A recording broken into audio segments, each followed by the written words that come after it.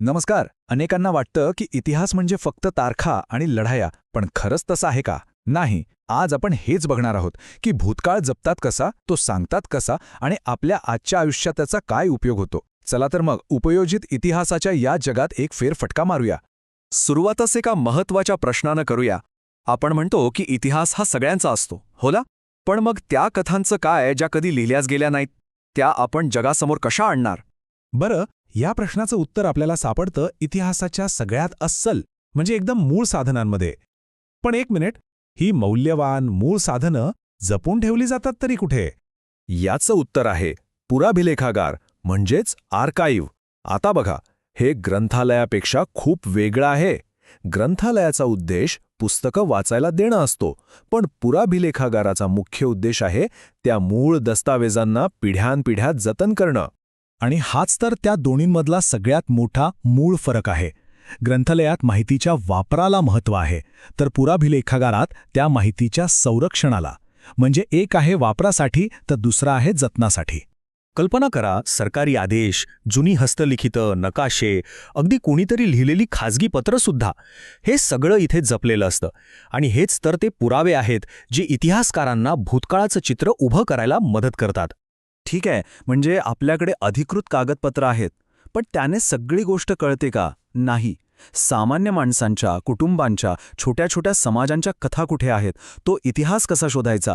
त्यासाठीच एका वेगळ्या पद्धतीची गरज पडते. आणि हे वाक्य अगदी नेमकं तेच सांगते. इतिहासाकडे बघण्याचा दृष्टिकोनच बदलला आहे. आता इतिहास म्हणजे फक्त राजा-राणीची गोष्ट नाही, तर तो संपूर्ण मानवी समाजाचा, आपल्या सगळ्यांचा आरसा बनला आहे. आणि इथेच मौखिक इतिहासाची म्हणजे ओरल हिस्ट्रीची एंट्री होते. ही एक अशी जबरदस्त पद्धत आहे जी त्या आठवणींना, त्या अनुभवांना जपते जे कधी कागदावर आलेच नाहीत. खरं तर ज्यांचा आवाज इतिहासात कधी ऐकलाच गेला नाही, त्यांना आवाज देण्याचं काम मौखिक इतिहास करतो. आता ही प्रक्रिया पण खूप पद्धतशीर आहे. असं नाही की कुणालाही काहीही विचारलं. आधी विषय ठरवला जातो, योग्य माणसे निवडली जातात, मग त्यांचे अनुभव बाहेर येतील असे विचारपूर्वक प्रश्न तयार केले जातात आणि मग मुलाखत घेऊन त्या सगळ्या न सांगितलेल्या गोष्टी रेकॉर्ड केल्या जातात. खूप महत्त्वाचं काम आहे हे. ओके, तर आपण लिहून ठेवलेल्या इतिहासाबद्दल बोललो, बोलल्या जाणाऱ्या इतिहासाबद्दल पण बोललो. पण आता विचार करा, एकही शब्द न वापरता भूतकाळ कसा समजून घेता येईल? शक्य आहे का? अगदी शक्य आहे. आणि याचं उत्तर आहे संग्रहालय म्हणजे म्युझियम. संग्रहालय म्हणजे काय? तर ही एक अशी जागा आहे जिथे आपल्या भूतकाळातल्या वस्तू म्हणजे ज्यांना आपण स्पर्श करू शकतो, बघू शकतो, त्या वस्तू जपल्या जातात आणि आपल्यासमोर मांडल्या जातात. हे वाक्य एकदम परफेक्ट आहे. वस्तू संग्रहालय म्हणजे एक दृश्य अभ्यासाचे ग्रंथालय. म्हणजे बघा, इथे इतिहास फक्त वाचायचा नाहीये, तर तो बघायचा आहे. आपल्या संस्कृतीने, आपल्या समाजाने कसा प्रवास केला, हे सगळं आपण आपल्या डोळ्यांनी अनुभवू शकतो. आणि हो, एक गोष्ट लक्षात ठेवली पाहिजे, संग्रहालयाचं काम फक्त वस्तू मांडून ठेवणं नाहीये, तर त्या वस्तू गोळा करणं, त्यांची काळजी घेणं, त्यांचं जतन करणं आणि सगळ्यात महत्त्वाचं, त्यातून लोकांना काहीतरी शिकवणं, ही सगळी कामं संग्रहालय करत असतात. ती खऱ्या अर्थाने शिक्षणाची केंद्रे आहेत. बरं, आता आपण आपल्या शेवटच्या आणि तितक्याच इंटरेस्टिंग भागाकडे वळूया. आपण हे सगळं करतोय, कागदपत्र जपतोय, कथा ऐकतोय, वस्तू सांभाळतोय, पण या सगळ्याचा आपल्या भविष्याशी काय संबंध?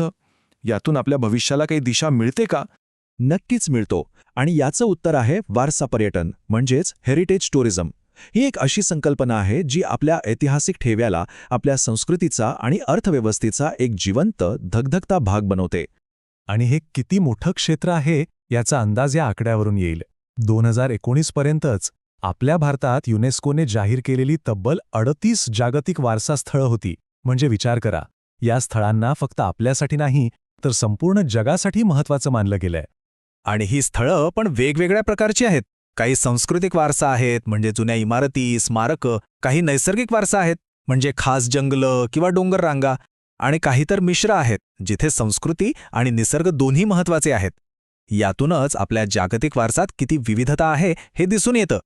तर मग बघा, सरकारी कागदपत्रांपासून ते आजीच्या गोष्टींपर्यंत, संग्रहालयातल्या एका नाण्यापासून ते भव्य जागतिक वारसा स्थळांपर्यंत, इतिहास खरंच आपल्या आजूबाजूला सगळीकडे आहे.